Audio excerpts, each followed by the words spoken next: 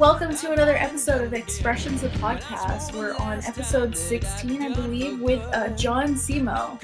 My house, it's just a state I'm in, and I just can't feel the soul, so we'll just keep shoveling. Jon is a content creator, an educator, a film director, filmmaker, as well as the creator of Neon Demon Studios, which I actually did a creative shoot at recently, and it was super awesome. So I'm super excited to get into the conversation today. But before we dive into that, I do want to say a quick hello to my co-host, Brian. So, Brian, how are you doing this week? Awesome. Thank you, Aurora. How are you doing? I'm doing That's what good. I want to know.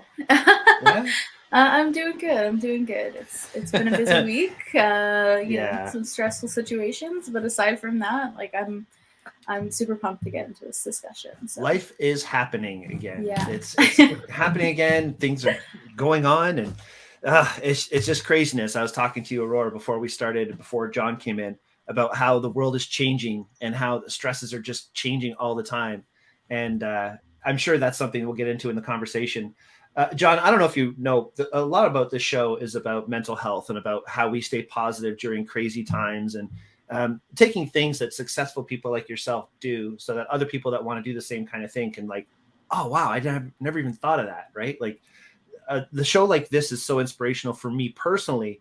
And I always feel great the day after we do these shows because I pick up these little things that help me deal with the stresses, because there are a lot of them. And I'm really looking forward to talking to you. I was checking out your Instagram page, and there's a couple of the posts that you had on there that just instantly caught my eye. And it makes sense that your studio is named Neon Demon because the lighting that you have and the way you use light is so creative.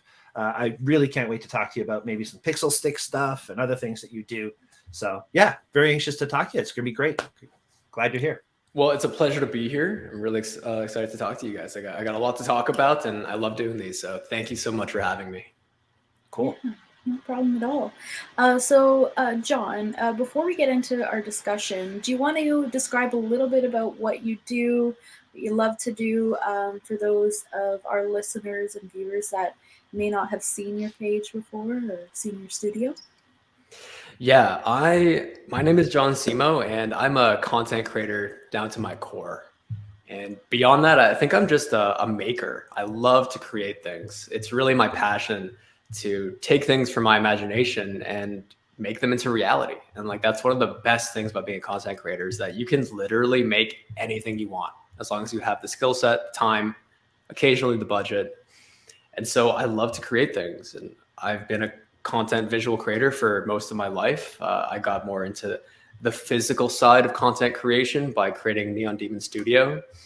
And I've really sort of made my niche to create these highly cinematic, highly colorful, vibrant, and somewhat impossible visuals. I like all my content to be a little bit otherworldly in a sense that it makes you question, is this real?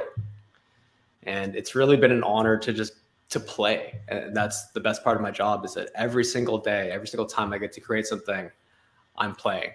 So it never really feels like work to me. So and that's cool. Awesome. It's so great to be that involved in your career, and it's such a creative way to be all the time. And if you love what you do, you never work a day in your life, right? So that's incredible that you can do that. And looking through your work and stuff like that, you have a real skill and a real eye for it. And it's awesome that you want to share that with other people as well through your schooling, your educating. Yeah. How does that work with your educating? Do you have classes and workshops that you run, or is it a different way of doing things? Yeah. So just a little bit of backstory on me as an educator. I've been a quasi teacher for quite some time. I actually taught kids filmmaking when I was in my early 20s. And I've always loved teaching people, but I've never really had my own platform for doing that. I've never really had a place to send people. So last year, I spent quite a bit of time putting together my own online platform, and it's called Simo Students. And it's a monthly subscription-based platform where you sign up, you pay a fee every month, and then you get access to all my tutorials. It's constantly being updated. It's basically me trying to get everything that's in my brain onto this platform so I can teach people the things that I do. That's awesome. I've wanted to do that so badly. I just don't think I have enough things in my brain to make a platform full. So good for you for doing all that. That's a lot of work. I know how hard that could be. I run Day Tripper Photo, a business teaching photography as well. And, every time I talk to somebody who's an educator, my first thought is, how rewarding is it when you see your students do amazing things? To me, that's the pinnacle of everything I do, is seeing students do work better than mine. And it just gets me so amped. How does that make you feel when you start seeing your students progress to that point? Oh, it fills my cup up to the max and makes it overflow. I mean, whenever I'm teaching, it puts me straight into flow state. I've been doing this for such a long time that teaching is almost second nature to me. And I just get so excited by teaching in an effective way so that you can have sort of like real-time feedback with somebody and you can see the work on the other side. There's so much content available to learn from on the internet, but a lot of it feels sort of one-sided, where you don't have that mentorship feeling. You're watching tutorials on YouTube, but it's really difficult to truly connect with the person who's teaching you. And I think teaching really is a two-way street, because you have to get feedback, you have to get criticism, you have to ask questions. And a lot of this is not really possible with a lot of the educational material on the internet. So it's been extremely fulfilling. Yeah, everyone learns differently. So you have to change what you do for each person you talk to. So that's a great observation that a lot of people don't get. And it's so true, because so many people will go to YouTube and try and learn these things by watching videos. Oh, I learned photography by watching YouTube. I can't see anybody learning fully that way. Like, you pick up some nuggets, and once you understand foundations, you can pick up some nuggets that way and go your own way. But I totally agree with you. Having somebody that you can bounce ideas off of, and you have to see how they learn to get that information to them in a way they can absorb it. So that's great that you do that. Yeah, I mean, I think you can pretty much learn the basics of photography in about 6 months. You can learn aperture, shutter speed, you can learn framing, everything. 3 hours. Yeah, pretty much. Like, it's not that complicated. But really where it starts to become challenging, and what a lot of people don't think about, are the more ethereal concepts behind photography. Like, how are you telling a good story? What is your frame about? What is the meaning behind your actual photography? Like, a lot of people take quote unquote cool shots, but they can feel empty. And there's not a lot of content for how to become a better storyteller. Whether you're a filmmaker, photographer, TikToker, like, story is paramount. And that's one of the things that I really try to push out to my students is what's the meaning behind the content that you're creating? Yeah. And that's why it's content. It's, what's it called? The topic, and how passionate about the topic you are, and how you express that through whatever medium you're in. Like, this podcast in specifics, we don't just talk to photographers and videographers, even though most of us are photographers and videographers. We talk to, chefs, artists, like a wide range of different kind of artists. And it's all about the content. It's all about the message you put across. And that's a really great way to teach your students that passion behind it. Because at the end of the day, at the end of the day, people that are experiencing content, whether they know it or not, they want to feel something. They want to feel something in a 5-second TikTok. They want to feel something in a 90-minute documentary. That's why a lot of like pre-roll ads, advertising, one-off photos, they don't really do much. And that's why it can be so easy to just constantly scroll through an infinite stream of content, because there's a lot of content that doesn't really grab you. But when something does, you feel it so intrinsically right away. Like, there's been content where within 15 seconds, I'm shedding a tear because it was so beautiful. Or within 2 seconds, I'm laughing out loud. And that kind of content, I think, is less dime a dozen. But with a little bit of thought, foresight, and creativity, like, you can really make people feel something from your content. Absolutely. And yours is amazing stuff. I've got, for those who are listening right now and not watching on YouTube, I'm sharing basically your Simo students webpage, and just looking through this, I mean, you have it so clearly laid out. Impossible visuals, drone tricks. You do a lot of 360 work. I was actually going to ask you about that. There's this one video you have outside a car that's flipping. So cool and very creative, very, very creative. How did you learn this stuff? I've been a tinkerer my entire life. When I was a kid, I loved taking things apart and putting them back together. Whenever there's new tech, it's just like, ooh, a new toy to play with. And I love pushing the boundaries of content creation. I love having access to as many tools on my tool belt as possible. I would like to picture myself as Batman wearing the bat belt, but I'm wearing like 10 bat belts and they're covering my entire body. I just want to keep filling my bat belt. And to me, 360 is just a perfect example of increasing my skill set. It's just such an interesting tool where you can not so much worry about what you're capturing in the moment because you're capturing everything.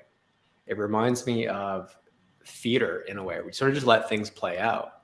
And then in post-production, you can just do amazing things. You can reframe, you have an invisible floating camera. 360 was very game-changing to me. And it's just one example of just adding a skill set to my repertoire because I never want to stay stagnant in my advancement in my career. And so I'm always getting excited off new opportunities and they're always inspiring me. So it's sort of a two-way street again, where new content, new tech inspires me. And then that in turn makes really interesting content.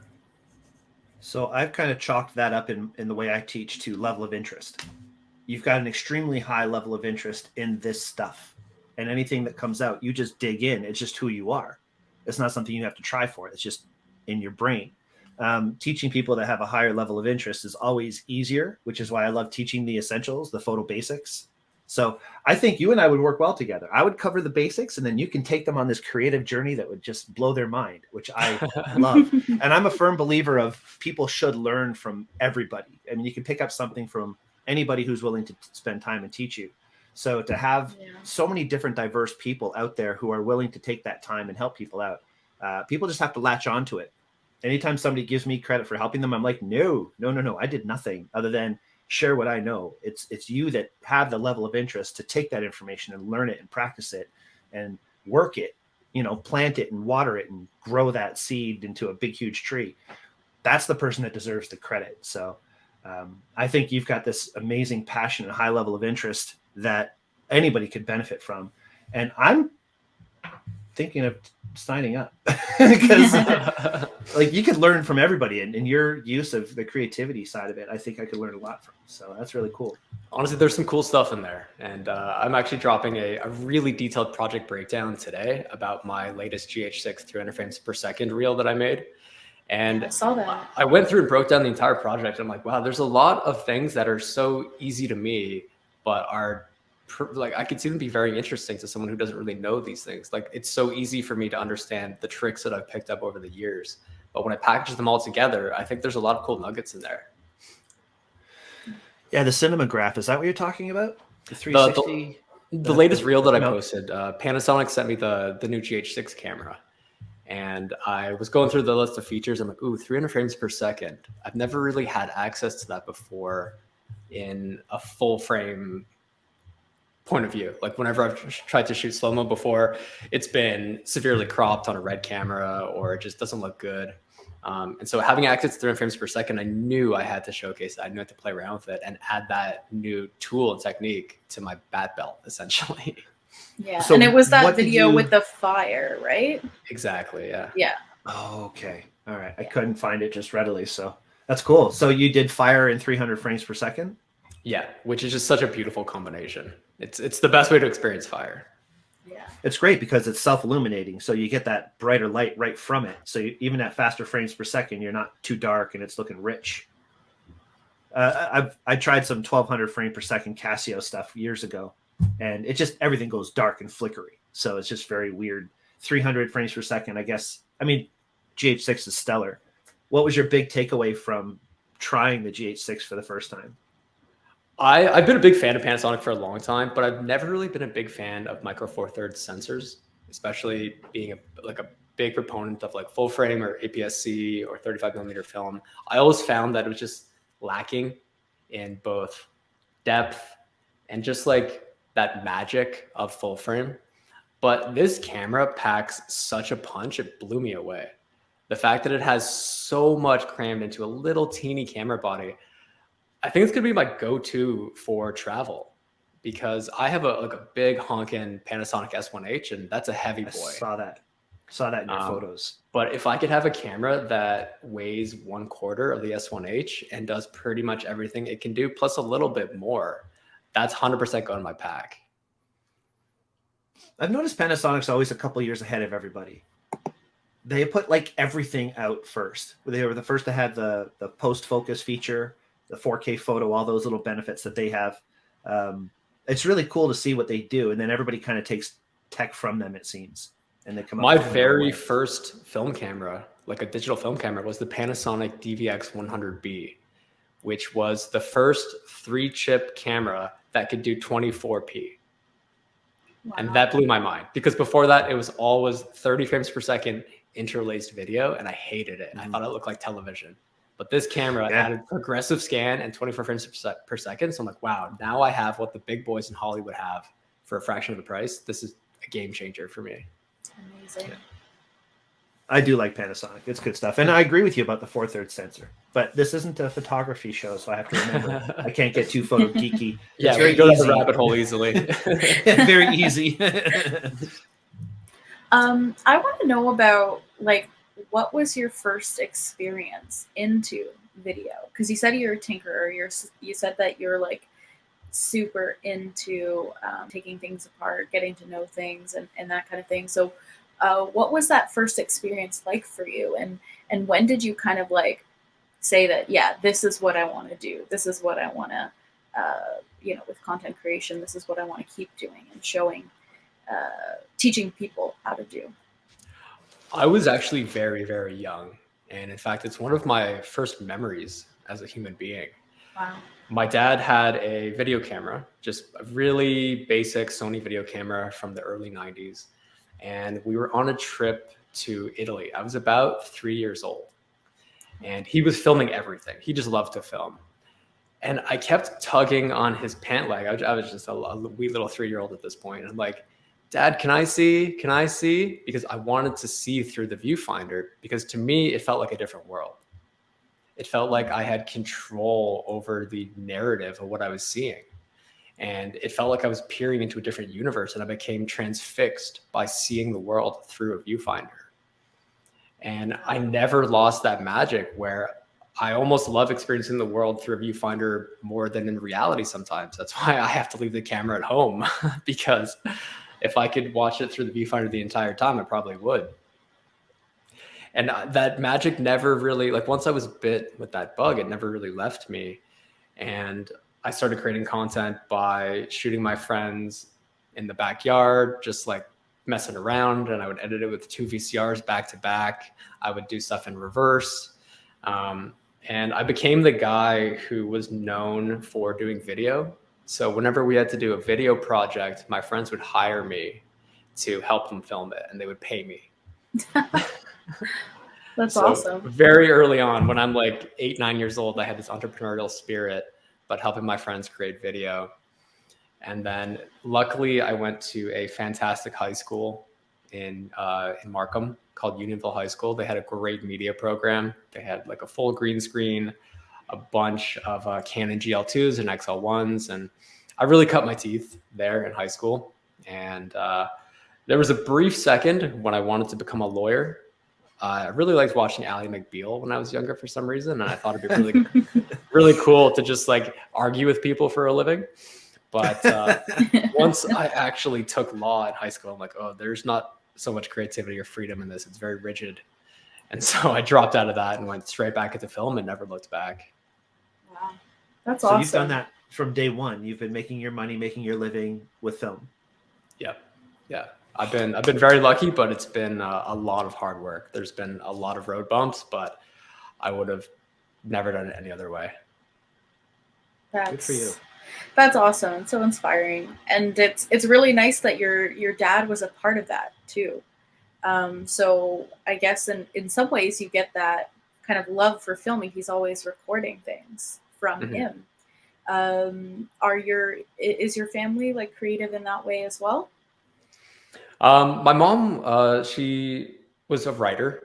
So she would be creative through her words. And my dad was just creative in a childlike spirit. He was just like always planning games and adventures for me and my brother to have. And I really took that like interesting way he would craft narrative, and that stuck with me. He was always telling stories and he was always creating stories. So despite the fact that he wasn't super creative in photography or video, he was an extremely creative person in just being a good storyteller. And that's something that I'll never forget. Well, you can see that it's impacted how you think of the world and so on. Having a good story, in my opinion, is essential. I'm not a big fan of a lot of portrait photography because it's like, hey, there's a pretty girl standing there. It doesn't do anything for me. If there's a story behind it, and that's when I started falling in love with light painting, which I saw a lot of your work is being able to put the light where you want it and create the story you're trying to tell. Like instead of a model standing there, you have a woman standing there working on a car, and the car is lit in a certain way. And then the certain areas on the wall where the tools are lit in a certain way. This is the way my brain works with telling a different story than a standard portrait. And I could see that your brain kind of goes there too, where you have a lot of light and color, and there's always some hidden story in everything that you make. Is that something you did from day one as well? You were always finding that story, like you were inspired by your dad and your mom? I was also a huge cinephile from a very early age. I was just consuming so much content, like movie after movie after movie. I remember every day after school, I would go to our video store and get something new, or I would get the latest video game with like a really stellar story and play it from start to finish. And so I think I was just always learning in the background, whether I knew it or not, that like interesting stories grab you and meaningless content doesn't really do it for me. So I can't really picture a way where I'm not injecting some sort of emotion into my content, because then it wouldn't really be me or my content anymore. Well, that's why you have as many followers as you do. It connects with people, you know, it makes a big difference when you can connect with people in a way with a story than just something superficial, for sure. Now, I noticed on your Instagram page, all of your images, you have your titles on them and everything. When did that start for you with the branding of what you do? That started pretty much in tandem with Simo students when I wanted to really have an obvious brand about what I'm doing. And I wanted to take sort of that YouTube approach and bring it into Instagram, where there's a lot of power behind a thumbnail. And despite just seeing that for the first time, if somebody ever sends your content to a friend, it's getting sent and you're seeing that thumbnail.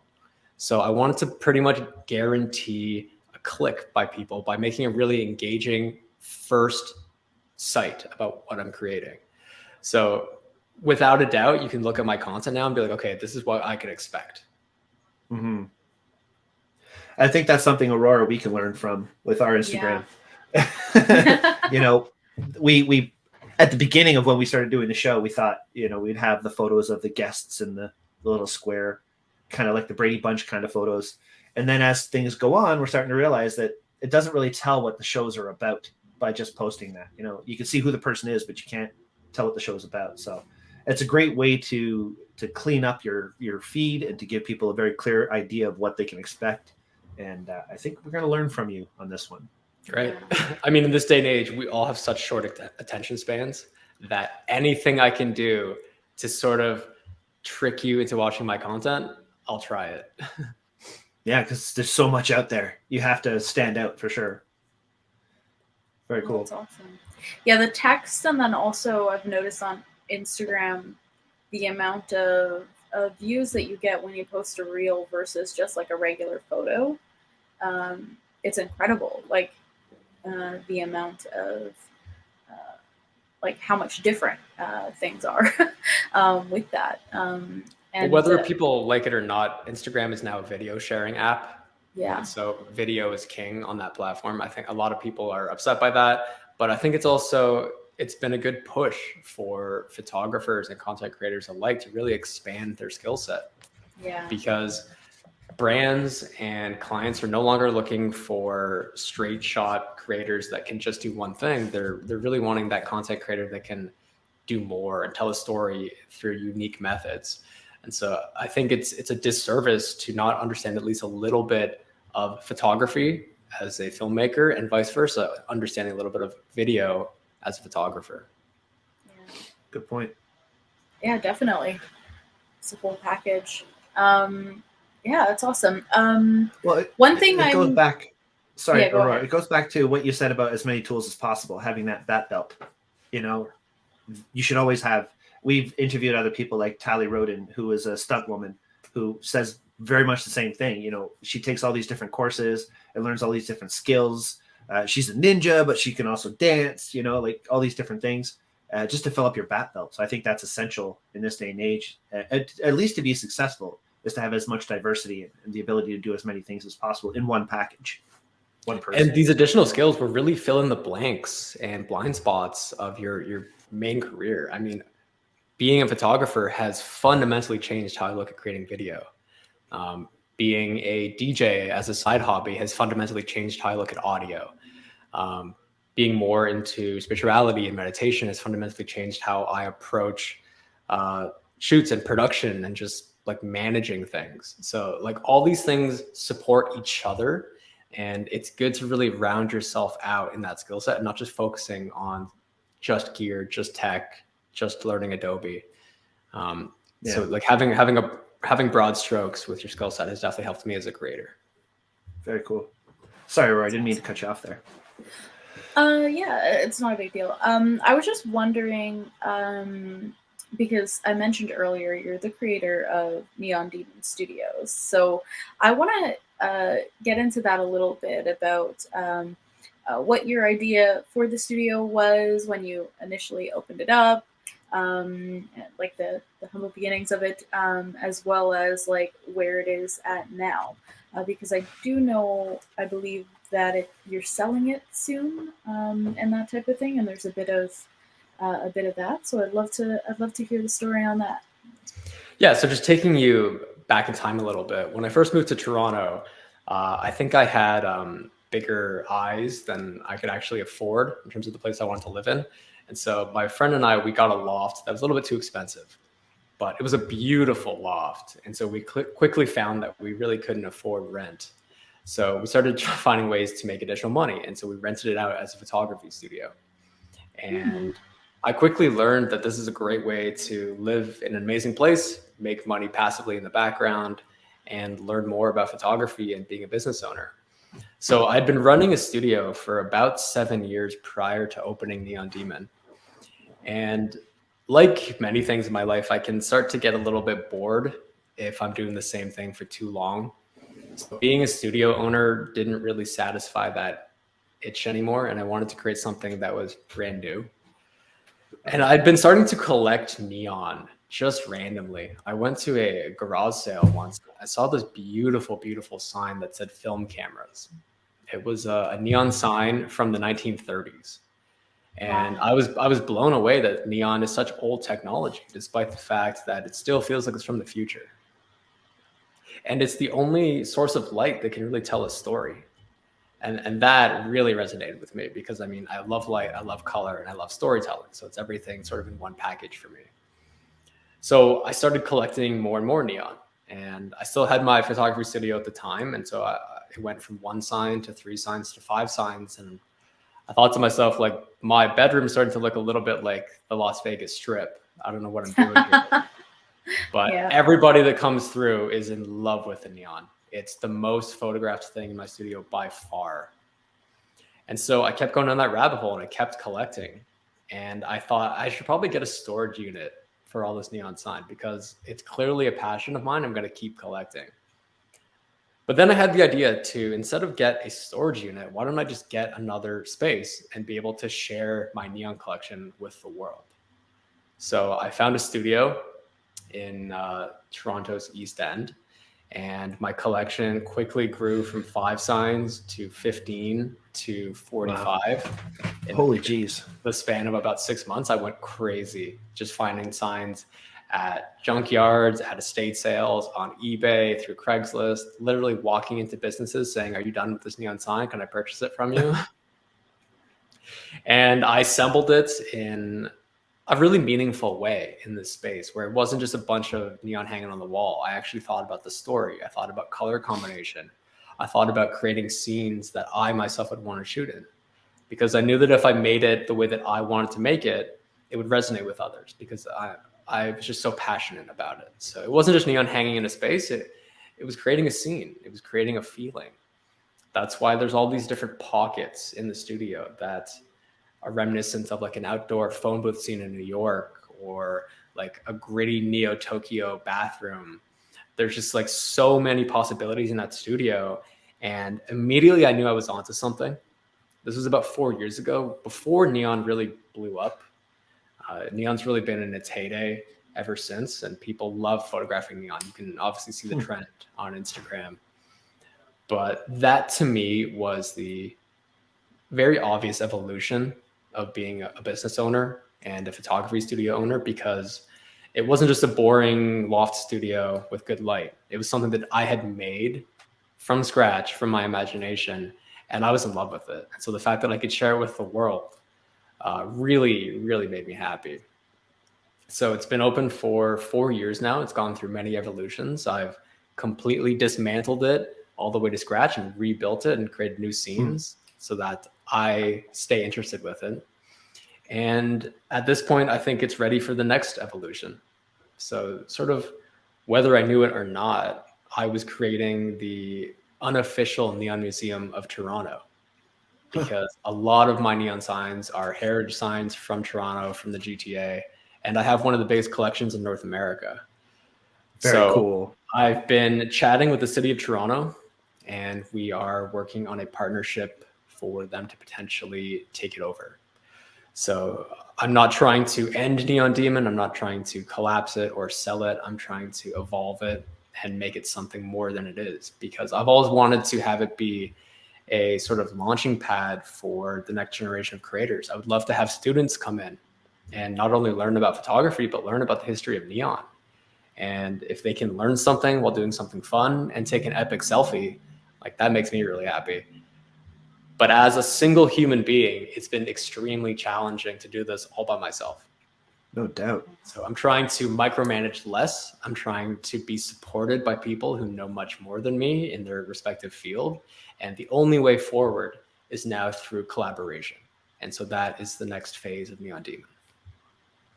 That's awesome. That is so cool. And it's really neat to hear the background of that, because one of the reasons why I really wanted to go to Neon Demon was me and my friends, some of my girlfriends a few years back, we decided we wanted to go to Las Vegas. And one of the biggest regrets of that trip was not going to the neon graveyard in Vegas, of all the old neon signs, either at night or during the day. Either way, it would be incredibly cool. So when we found your studio online with the neon, we're like, my one photographer friend who also went with me to Vegas, we're like, we have to shoot there because we missed out on it in Vegas. So this is our kind of way of doing something similar. And it's so incredible that you're kind of transitioning into a similar kind of thing with the city of Toronto, you said? That's right. Yeah, which is super cool. I think that's absolutely amazing. And I had such a great experience working there. We had a lot of fun. One of our friends dressed up in all this holographic, shiny material kind of clothes, and we got a couple good pictures of each other as well. And it was just an incredible experience. The two guys that we spoke with, Clive, I think, we spoke over the phone, and his intern, the younger gentleman that let us into the studio, all incredibly amazing service, just generally an awesome time. One comment that I had about that was on your scenes.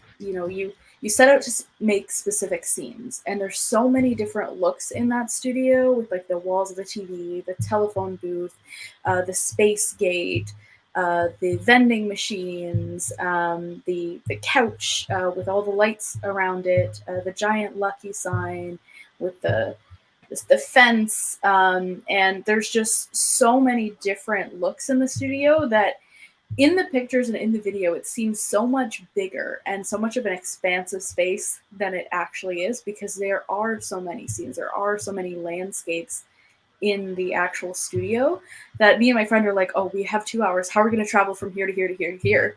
But it was just set up so perfectly. We just went across and around the whole thing, and took several looks, several different poses, and in several different scenes, and just had an incredible time the whole time. It went so smoothly, and we had such a fun time. So, thank you for creating such a amazing space. Well, that makes me extremely happy to hear. So I'm so glad you could see it. And you're certainly not the first person to say that it feels bigger than it actually is. And that was a very purposeful thing I set out to do, because I only had 1,200 square feet of space. It's just like a big box of a room. And I'm like, how am I going to make this feel like it's a whole bunch of different rooms? But literally you're just like pivoting your camera and you have a whole different scene from left to right. So it was a lot of creative problem solving and thinking. And it was like playing this gigantic game of 3D Tetris with very fragile neon. But I think it does have a very cohesive feeling to it, despite having a whole bunch of different signs from different eras and different props. But they're just like, in my opinion, infinite potential in there for content creation, especially with the iPad. I'm not sure if you played around with that. Yes. But I have everything rigged up on remote switches. So with a master control iPad, you can turn every single sign on and off individually to create your own custom scene. Yeah. Which is so well done. Yeah, he mentioned that you can like do like different colors, like if you only wanted the red or whatever it may be. We didn't experiment with that too much, but we got a chance to play around with it a little bit, and yeah, it was just so fun, so cool. I was just sharing your page there, and I'm scrolling through the photos, and lo and behold, there's Peter McKinnon hanging out in your studio. That's pretty cool. Yeah, he came by a couple of years ago, and he was blown away by it. It's so cool to have him there. He made a little tutorial on low light neon photography, and yeah, we've been friends ever since. He's just such a really great dude. Yeah, he's a great creator for sure. Yeah, definitely. I was as soon as I saw him there, I was like, oh yeah, Pete would love that space. Love that space. All right. Wow, that's awesome. That's awesome. What kind of advice, because you touched on earlier, there was some, as a content creator, as successful as yourself, you mentioned that you've had some bumps along the way, you've had some challenges and stuff like that. What kind of advice would you give to aspiring content creators when they face the same types of challenges that you faced, and kind of how to handle that, how to move forward, and keep creating? Well, one of the biggest things that I experienced very early on, and also almost every single time I have a new project, is imposter syndrome, like we all do. The brain can be a very cruel mistress when it comes to telling yourself that you are not good enough, even though I think deep down inside you are. But it can be very easy to fall prey to that fact that I don't know the skill set for this project. I don't know how to lead a team. I don't know what I'm doing. But you have to trust yourself that there's a camera in your hand for a reason. You've put in the hard work and you're constantly bettering yourself. And there's a reason why you got hired for this. Unless you're a grade A liar who can just talk through their teeth, there's a reason why you've been hired or why you're creating. The biggest thing is just to have confidence. And I know that can be very challenging for a lot of young creators, seeing so many other creators out there. But if you lack confidence, that should be an invitation to find it and to find your own niche and style. I think niching down is an important lesson that all creators have to understand at some point. But at the same time, you don't necessarily have to niche down and get super specific. I mean, if you look at my feed and the content that I create, it's actually sort of hard to put your finger on what it is specifically that I do. Because I do photography, I do video, I do time lapse. I've been a professional cinematographer and director and writer, and that's not niching down in any capacity. But then again, if you look at my style, I think my style is my version of niching down. where I've found that outlet for impossible visuals, for heavily stylized cinematic shots and color. And if you're not constantly experimenting as a creator and trying things, it's going to be very difficult to establish that style. And while you're doing that, you might also find your niche, and it's perfectly fine to niche down to become like a food photographer or strictly a time lapse or a drone pilot. So you have to remember that, yes, there is a lot of competition, but it's a journey and it's going to be challenging. You're going to have imposter syndrome. Just remember that you are good enough, and there's a reason that you wanted to choose this path for your life. So don't let people distract you. Don't compare yourself to others. Just remember that this is your own specific journey, and you have to enjoy it, warts and all, because to be a content creator truly is a gift, in my opinion. And just remember that everyone from amateurs to professionals like myself, we all experience imposter syndrome. It's just part of the job, and you're going to get through it. Great advice. So many good pieces of advice in there, but Brian and myself and Mark and Ryan have talked about the imposter syndrome multiple times before. You know, not feeling like your work is good enough to put out there, to share with people, to even put a price tag on it. And it can be a difficult thing to get through and work on, but it's super important that we just need to not compare ourselves to others, compare ourselves to where we've been in the past and how we're growing. Is always a great way of thinking of it, for sure. Yeah, exactly. And it's not just young creators either. You know, it's some old creators too have that issue. So, you know, definitely it's a real issue to deal with. And it's nice to hear somebody like yourself. I mean, you're established. You've been doing this since birth, pretty much. You're hanging out with people like Peter and all these other creative people. To hear from somebody like yourself that you still have a problem with the imposter syndrome, I think it's important, at least for me to hear, because I'm sitting here looking at your work thinking like, oh man, this guy can do anything. A little bit of this, a little bit of that, the color, the stories, it's awesome. And yet you still have self-doubt and you still have the imposter syndrome creep up on you every once in a while. So that's good to hear. Not that it's good that it's happening to you. Sorry about that. But, you know, it's good that it's a human element that everybody goes through, you know. I think that's something I have to remind myself. Yeah, the self-doubt will always be there. It will be there from birth to death. But the thing that changes is how you manage it and how you reframe that narrative in your mind. And so while imposter syndrome happens less and less as I become more of a professional, it's still there, but I just have different tools for managing it, reframing it, lowering stress, lowering fear, and just really taking a breath so that I don't let my mind run wild. Awesome. Brian, do you have any final questions before we get into our last three for Jon? I do. I have three. Okay, let's jump into final those. Questions before the final three questions. First off, location scouting. I was looking through some of your shots, and the locations are amazing. Is this all local Toronto stuff that you shoot at, or how much time do you spend finding locations to shoot? Oh man, it's such a headache because locations are so paramount to all my shoots. I mean, it does the speaking for you before you've even begun capturing. Yeah. So without a good location, I mean, your whole shoot's going to fall apart. So I really value my locations. I hold them close to the chest, but also I like to give advice on how to find them.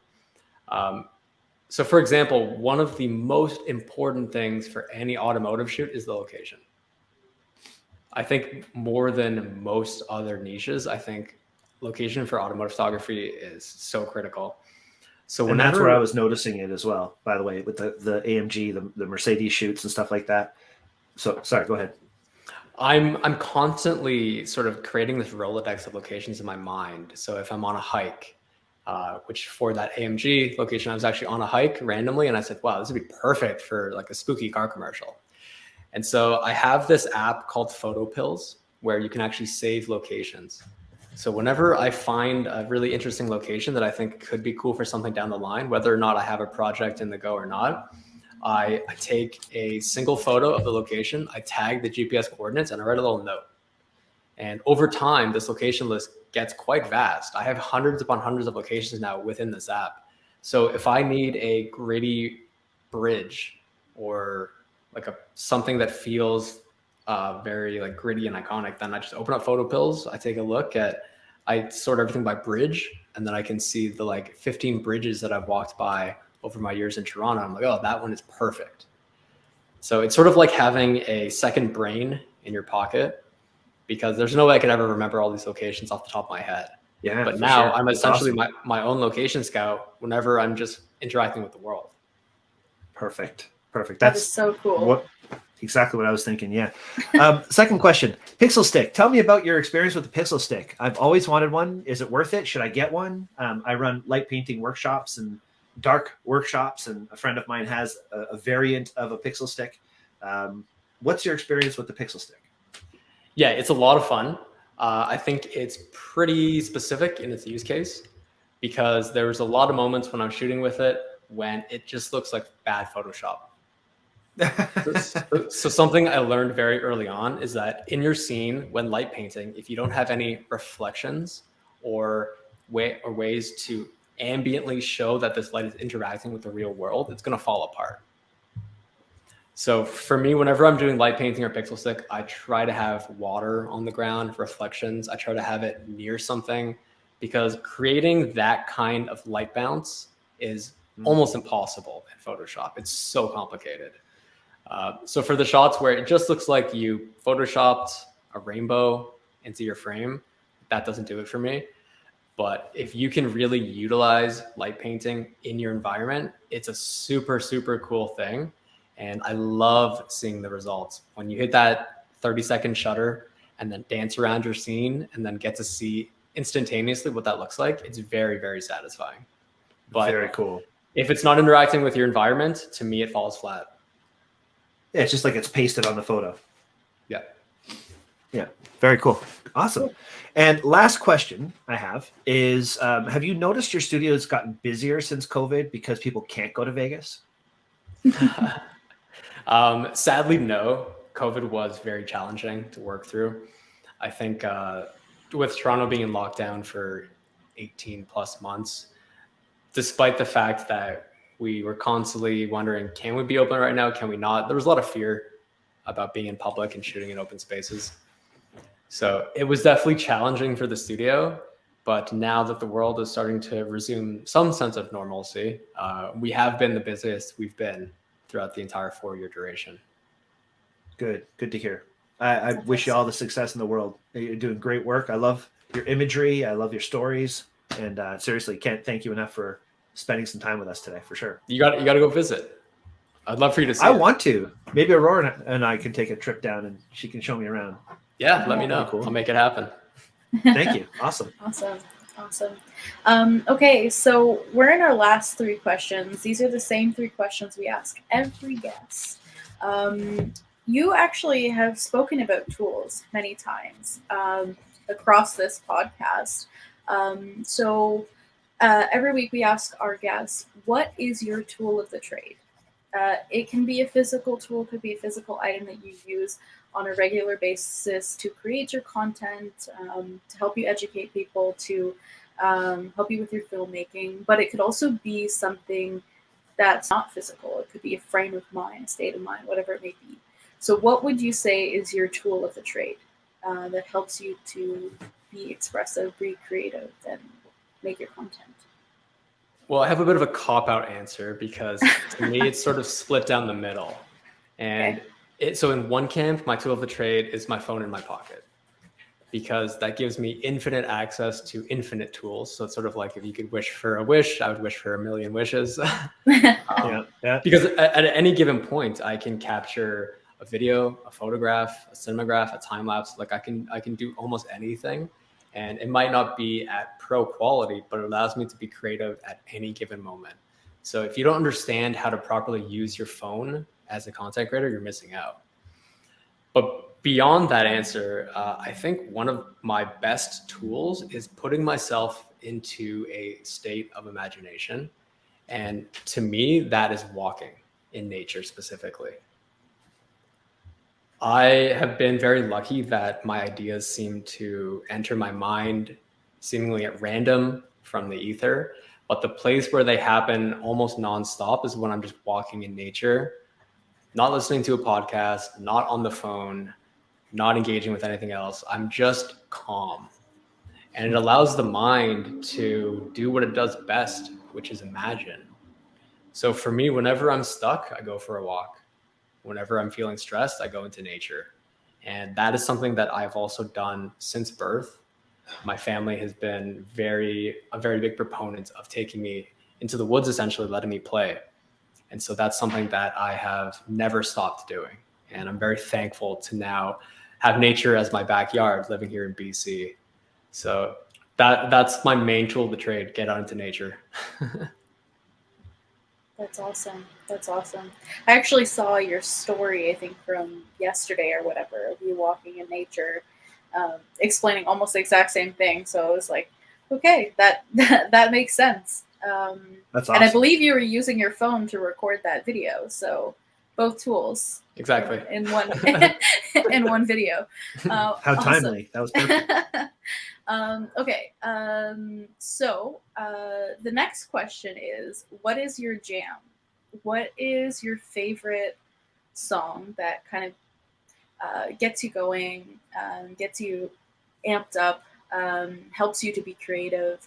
What is that song that you'll never turn off, you'll always listen to? Oh man, what a question.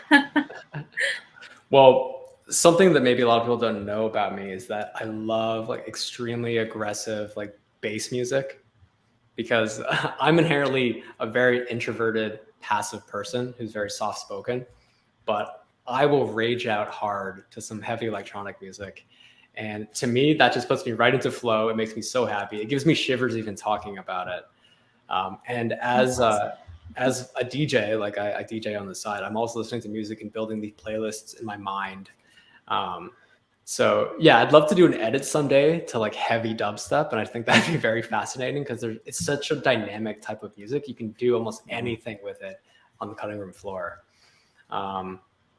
So yeah, I don't strictly listen to hardcore dubstep, but it does make me very happy. Does a specific song or artist come to mind?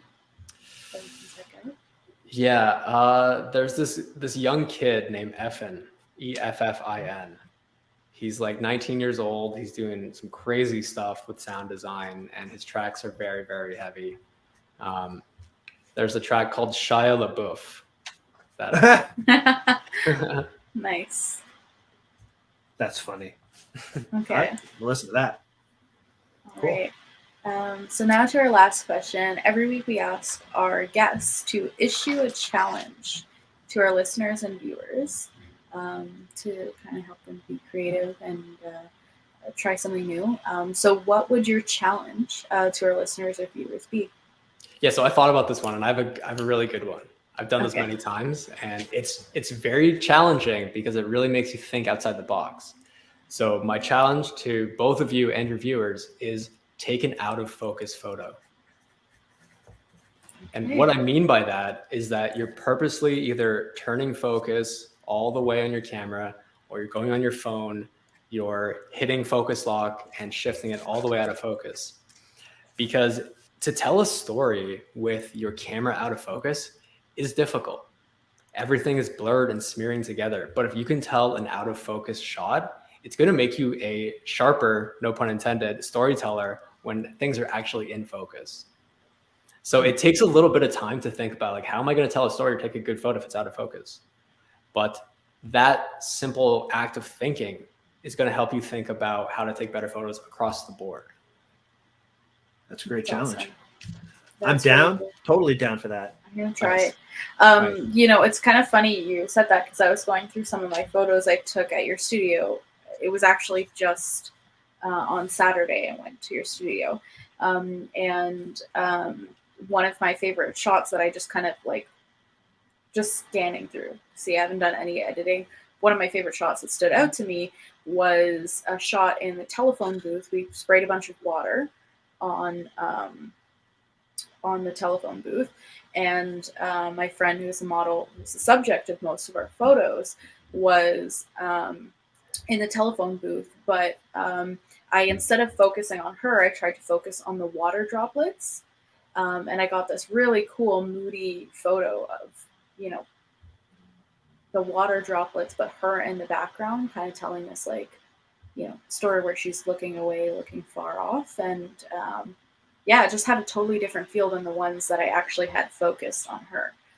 So yeah, so you know exactly what I'm talking about then, because it sort of begs the question to make the viewer think a little bit more and look a little bit deeper. Like, what's actually happening in the background? Who is this person? Why can't I quite see them? And it really makes you question the whole frame itself, because it's less black and white. It's less of you, like, as a photographer, yes, it's great to direct your audience to what you want them to see, but at the same time, it's nice to be able to let them play through their visual eyesight as well. Yeah. Well, I'm going to try that some more for sure.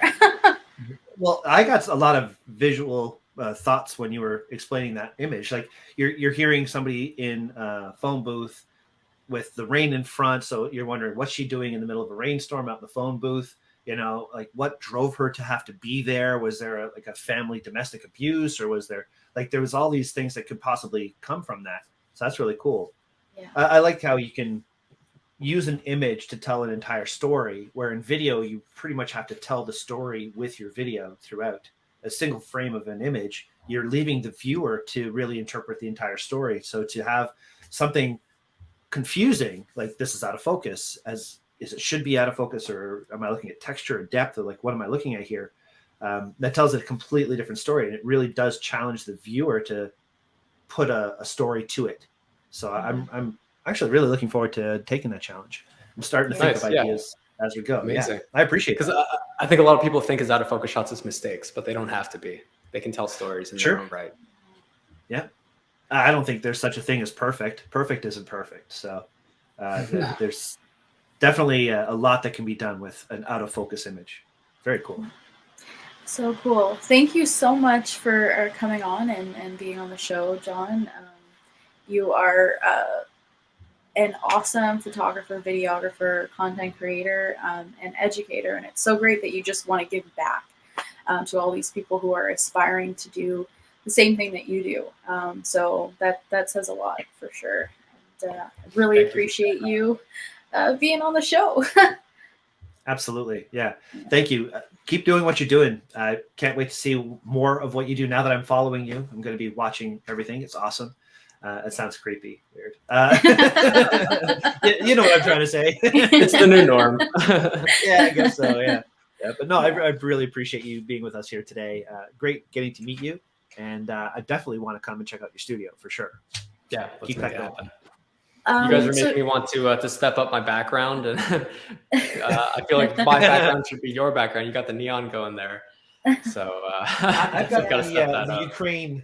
I got the Ukraine colors going back here, trying to do my thing there. Usually I have like a little party mode going, but things are a little bit more somber in the world right now. So, and it's lovely to see like your lenses and cameras, both of you having there. For anyone not listening, they've got great collections of classic cameras, and what I'm guessing are more modern cameras than yours, Brian.